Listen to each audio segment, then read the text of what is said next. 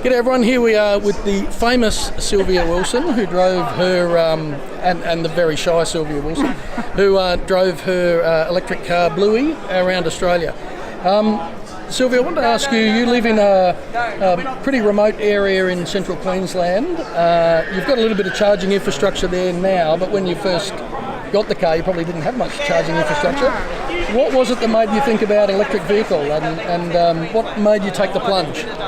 I came at it from the environmental point of view, Yep. but also from the technology point of view. Mm-hmm. So I felt that the sooner we got off the fossil fuels, the better. Yep.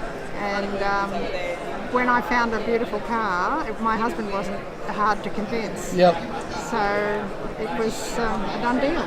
Okay, and so the ordering, you just went on, had you driven one ever before? Never seen one, never sat in one. Yep. I bought it through the internet at 9 o'clock at night. Put the deposit on the credit card. Pressed buy and then waited for it to arrive? 10 weeks. Yep, wow. Turned up at the back door on the back of a truck. Lovely, lovely. Yeah, so when you first got the car, did you do any big trips right away, or you we just did those trips to Brisbane and Rockhampton, and then eventually we did a trip out to Roma. Okay. And they all had to be planned. We used the Plug Share app. Yep. And found places where we could, with the right adapters, get a charge. And not a lot of charging infrastructure at all, then you're just using showgrounds and things like that? No. Yep. But it worked. Yeah, yeah. We had a couple of picnic chairs, so we just had, took a picnic. Took the time, yeah. And waited while it charged, yeah. And now with the, you mentioned Plug Share and obviously Ava and Toka with the Round Australia Electric Highway. Yeah. Great work. Also, pioneering work, yes, and much like what you've done as well. What then prompted you to drive around Australia? Well, my husband and I had always wanted to do a drive around Australia, especially after we got this car. And unfortunately he passed away, and so after that I said to the family, I think I'm going to do that trip that we talked about. Yep. So I did it. And did you intend for it to be sort of the first all-female, like was that a conscious thing or it just happened that way? No, I was a bit grumpy with men at the time, particularly certain ones overseas. Yep. And so I thought, why not? Yep. Yes. And it's more comfortable for me to travel with my sisters and my daughters and a couple of old girlfriends. So that was just convenient, and there were 7 of them, and they flew in and flew out. And so on different legs?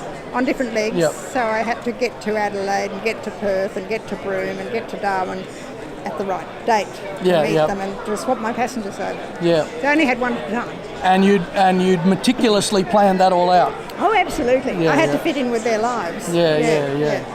And it's now an amazing shared experience that you have. You, Richard. It was a lot of fun. Yeah. Well, Sylvia's just about to go off and give a talk, and we'll try and capture some of that as well. But absolute pleasure, Sylvia. We love meeting you, obviously, in Darwin. It was wonderful to meet you in Darwin. You were terrific, great help. Lovely to drive around in your Tesla X. No worries at all.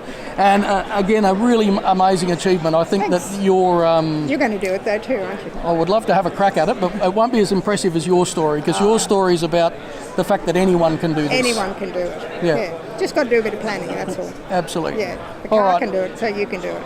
Excellent. Yeah. All right. Thanks for that, Sylvia. Okay. Thanks, cheers. Richard. Bye. It was great to catch up again with Sylvia and Bluey and to hear her share her story of circumnavigating Australia. Sylvia will be the first to tell you she isn't an expert in all things EV. She knows what plugs to use and how to get a charge into her car. Just like a combustion engine owner knows what petrol pump to use. It's that easy.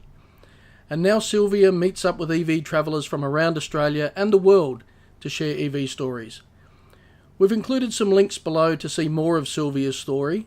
I'd encourage you to do yourself a favour and have a look at her Facebook page and Instagram. There's some great individual stories there of different destinations and fantastic photography.